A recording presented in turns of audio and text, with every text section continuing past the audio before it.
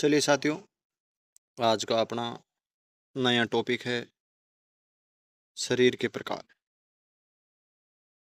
शरीर के जो प्रकार है उसके बारे में आज अपन पढ़ेंगे कि शरीर के प्रकार विद्वानों ने अलग अलग किस प्रकार बताया है, कितने प्रकार अलग अलग भागों में जो शरीर के प्रकार को बांटा है, उन सभी को आज अपन देखते हैं। चलिए आगे चलते हैं।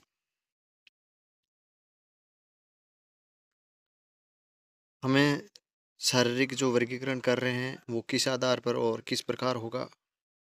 तो साथियों, हम देखते हैं कि शरीर के प्रकार जो है उसको किस किस आधार पर अलग अलग विद्वानों ने बांटा है। सबसे पहले अपन देखते हैं कि शरीर का वर्गीकरण मुख्य रूप से उसके आकार, ऊंचाई, वजन और मन की जो स्थिति है उसके आधार पर अलग अलग भागों में बांटा गया है। उन्हीं को आधार मानकर इनको अलग अलग विद्वानों ने व्याख्या दी है। इनमें अगला ये है कि व्यक्ति में अलग अलग योग्यता पाई जाती है। प्रत्येक व्यक्ति में अलग अलग योग्यता पाई जाती है। अलग अलग शरीर संरचना होती है, उनकी ऊंचाई, वजन, मनोस्थिति सब अलग अलग होती है। खिलाड़ी अलग शरीर रचना के कारण अलग अलग खेलों में सर्वश्रेष्ठ प्रदर्शन करता है। खिलाड़ी की अलग अलग शारीरिक संरचना का लाभ अलग अलग खेलों में उठाता है। अगला, शरीर संरचना में मनोवैज्ञानिकों ने नई नई खोज की है और इन शरीर शारीरिक संरचनाओं में व्यक्ति के व्यक्तित्व से संबंधित संरचना की है कि किस प्रकार से अगर उसका शारीरिक प्रकार है तो वो उसकी मनोवर्ती किस प्रकार का शोभा होगा, इस बारे में उन्होंने अलग अलग प्रकार से वर्णन किया है। तो साथियों, सबसे पहले अपन आज देखते हैं कि इन सबसे पहले हिप्पोक्रेटस जो है यूनानी विद्वान है, उसने क्या व्याख्या दी है शरीर के बारे में। उसने बताया कि मंद टाइप का अगर कोई व्यक्ति है वो दुर्बल होता है और स्वस्थ होता है, लेकिन वो दुर्बल होता है। अगर खिन्नी स्वभाव का कोई व्यक्ति है तो उदास होगा, निराशावादी और नकारात्मक व्यवहार वाला व्यक्ति होगा। अगला उन्होंने तीसरा बताया कि गुस्सैल स्वभाव का अगर व्यक्ति है तो वो स्वस्थ होगा, लेकिन वो किस प्रकार होगा, वो क्रोधी होगा। चौथा उन्होंने टाइप बताया कि आशावादी, अगर कोई आशावादी है तो वो आशावान होगा, प्रसन्नचित होगा और तेजस्वीपूर्ण उसका व्यवहार होगा। तो ये हिप्पोक्रेटिस ने चार अवस्थाएं बताई है। अगला है कि हिप्पोक्रेटिस ने 400 ईस्वी पूर्व में शरीर के दो वर्गीकरण किए थे, जिसमें लंबा और छोटा शरीर बताया था। 400 ईस्वी पूर्व में सिर्फ दो प्रकार का वर्गीकरण किया है, इसके बाद में ये चार वर्गीकरण इसने बताए। साथियों, अगला अपन देखते हैं कि इसमें शेल्डन शेल्डन ने किस प्रकार वर्णन कर किस प्रकार बताया। शेल्डन ने तीन प्रकार के वर्गीकरण किए। पहला उसने बताया एंडोमार्फिक। एंडोमार्फिक में होता है वो गोलाकार शरीर होता है, स्थूल शरीर जिसे खाने का इच्छा रखता है और सुस्त रहना सामाजिक जीवन व्यक्तित्व में होता है। वो सुस्त रहता है, मस्त मजे में रहता है, सामाजिक व्यक्तित्व होता है उसका। और पेट उसका बड़ा होता है, शरीर पर अधिक बाल होते हैं उसके, उसका कद छोटा होता है, चापलूस टाइप का प्रवृत्ति होती है उसमें, चापलूस टाइप की प्रवृत्ति होती है, मोटी चमड़ी वाला होता है। लेकिन उसका शरीर का जो तापमान होता है, जो शरीर के बारे में जो वर्णन होता है कि उसका अगर स्केल के माध्यम से शरीर देखें तो उसका 711 में उसका वर्गीकरण में वो आता है। और वो जो खेल है उसके, वो खेल क्या है, हैवी वेट कुश्ती हैवी वेट के जो खेल है वो इस प्रकार जो एंडोमार्फिक व्यक्ति होता है वो पसंद करता है। अगला दूसरा है इसमें कि मेसोमार्फिक। दूसरा मेसोमार्फिक टाइप का जो व्यक्ति होता है वो किस प्रकार का होता है, तो वो एथलेटिक्स टाइप का व्यक्ति होता है। एथलेटिक्स में तो खिलाड़ी की तरह होता है, पेशी प्रधान पेशियाँ होती है, साहसी होता है, बड़ी मांसपेशियाँ होती है, जोखिम वाले कार्य करता है, साहसी शरीर का उसका जो मापन होता है, शरीर का मापन 171 होता है। इसका शरीर का मापन 171 होता है, लेकिन एंडोमार्फिक का 711 होता है। इस प्रकार ये होता है। और ये इसके जो खेल, रुचिवर जो खेल होते हैं, योग्यता जिसमें कि ये लाभदायक होता है, जैसे हॉकी हुई, जूडो हुई, कबड्डी हुई, जिम्नास्टिक, इन खेलों में इस प्रकार का शरीर वाला महत्वपूर्ण होता है। अगला अगला है तीसरा है एंडोमार्फिक। एंडोमार्फिक एक्टोमार्फिक यानी कि तीसरा है एक्टोमार्फिक। एक्टोमार्फिक यानी लंबा शरीर होता है, उसका पाचन तंत्र कमजोर होता है, लंबी गर्दन होती है, लंबे हाथ होते हैं और चिंतनशील होता है, महत्वाकांक्षी होता है, अपने आप पर क्षमता पर कम विश्वास रखता है इस प्रकार का व्यक्ति, और तनावग्रस्त रहता है। शरीर का जो मापन है वो 1, 1 और 7 इसका शरीर का मापन होता है। इसके खेल जो है वो खेल लाभदायक खेल है, वॉलीबॉल हुआ, बास्केटबॉल हुआ, लंबी दूरी की दौड़े में इसमें ये महत्वपूर्ण होता है।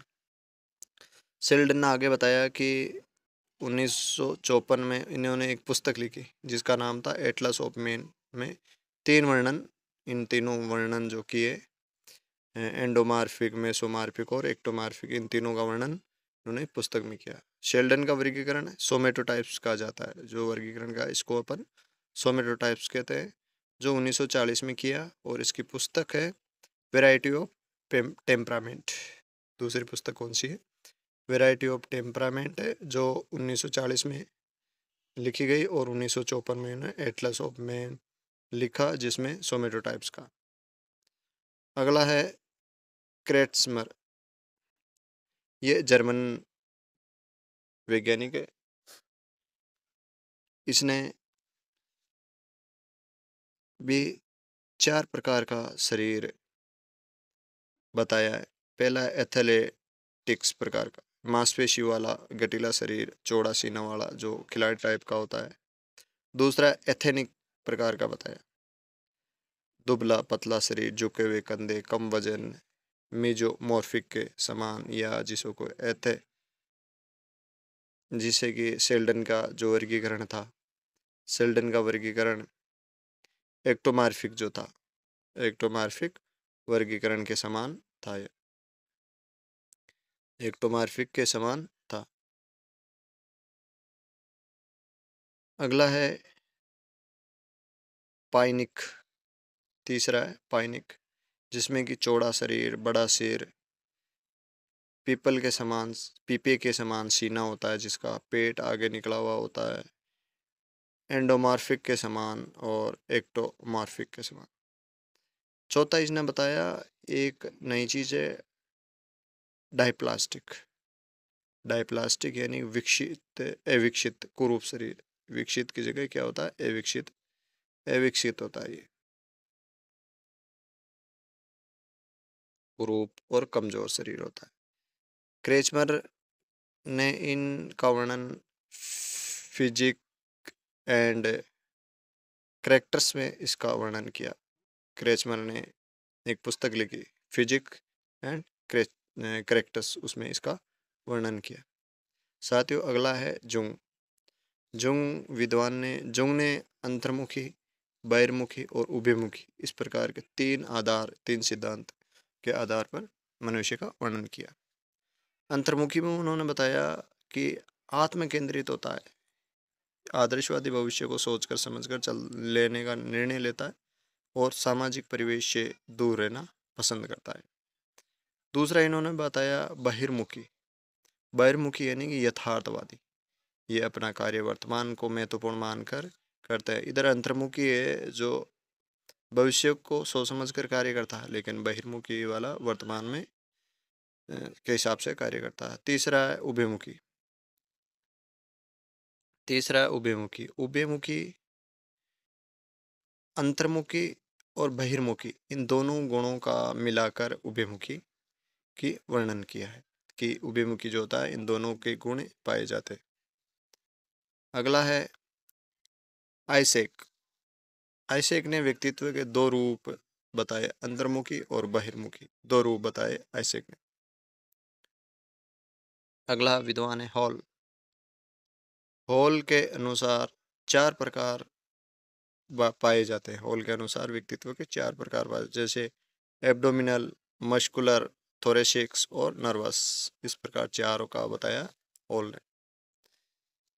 अगला विद्वान है स्प्रिंगर। स्प्रिंगर ने समाजशास्त्रीय आधार पर अलग अलग वर्गों में बांटा।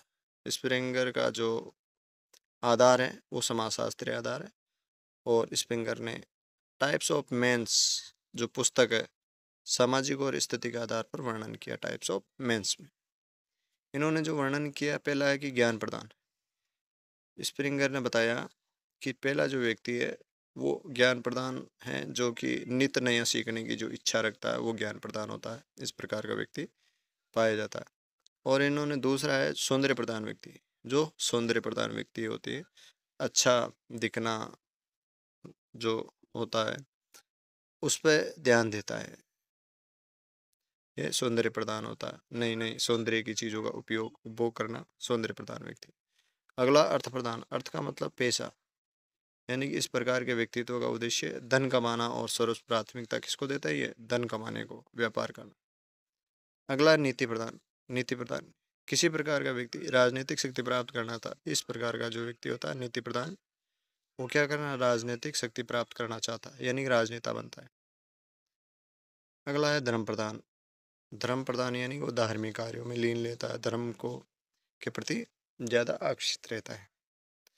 अगला छठा सामाजिक। सामाजिक यानी कि ये व्यक्ति सामाजिक कार्य और सामाजिक आयोजनों में भाग लेता है, सामाजिक कार्यों में बढ़ चढ़ कर भाग लेता है, वो सामाजिक होता है। इस प्रकार ये छः, इस प्रकार स्प्रिंगर ने ये छः जो है व्यक्ति के बारे में बताया कि छह प्रकार का व्यक्ति पाया जाता है। अगला है फ्राइड। फ्राइड के अनुसार, इसके अनुसार मानव स्वभाव को तीन आधारों में से बनता है। फ्राइड का कहना है कि व्यक्ति का, मानव का जो स्वभाव तीन आधार से मिलकर बनता है। वो तीन आधार कौन कौन से हैं? पहला है इदम, इद यानी ईगो। पहला कौन सा, इदम। दूसरा अहम यानी कि ईगो, इद ईगो। और तीसरा है पर अहम। पर अहम यानी कि सुपर ईगो, ये व्यक्ति में पाए जाते हैं। इस प्रकार फ्राइड ने तीन व्यक्तित्व के प्रकार बताए। अगला है आयुर्वेद।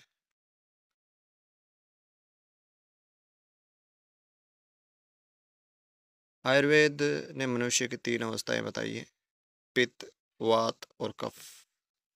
ये भारतीय आयुर्वेद ने मानव की अवस्थाएं पित्त, वात, कफ, ये तीन प्रवृत्ति के व्यक्ति पाए जाते हैं।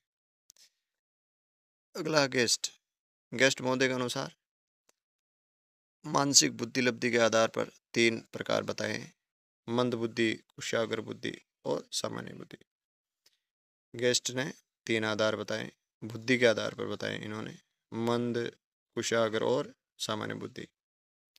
आगे नकेरती। नकेरती तेने वर्गीकरण तीन अवस्था में बताया, जो क्रेचमर और शेल्डन से मिलते मिलते जुलते जो वर्गीकरण है वही नकेरती ने दिया। अगला बीन। बीन के अनुसार बीन ने सारे वर्गीकरण तीन अवस्थाएं दी है, हाइपो आंटोमार्फ, न्यूरो आंटोमार्फ और हाइपर आंटोमार्फ। ये देन किसकी, ये बीन की देन है। तो साथियों आज के थे ये अपने महत्वपूर्ण टॉपिक, जिसमें मानव शरीर का और स्वभाव का, आकार का वर्णन किया गया है।